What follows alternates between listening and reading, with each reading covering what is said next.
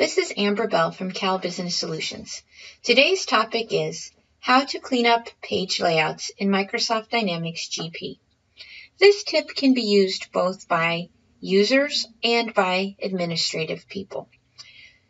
If you've set up a new user, you might have taken the time to restrict their access. In this case, this user only should have access to AP windows because they were set up as an AP clerk.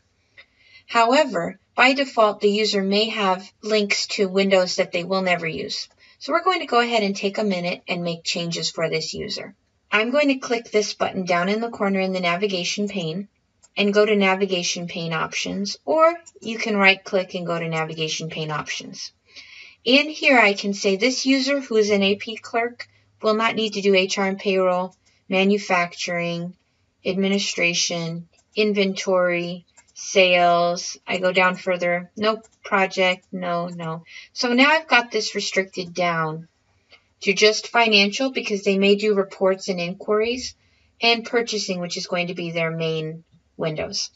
I could even change the order of those in that setup as well by just going back in and moving that up if I'd like. And that makes that change.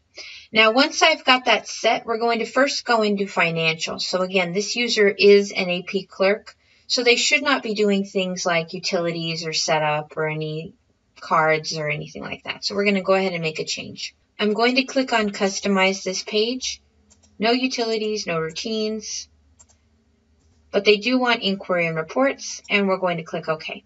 And you can see how very easily that cleans up the look and feel of that window for them, so they see the two areas they have access to, and they won't bother you for access to utilities. We're going to go ahead and click on Purchasing. Now with Purchasing, this user may have more access, but there might be something you don't need them to see.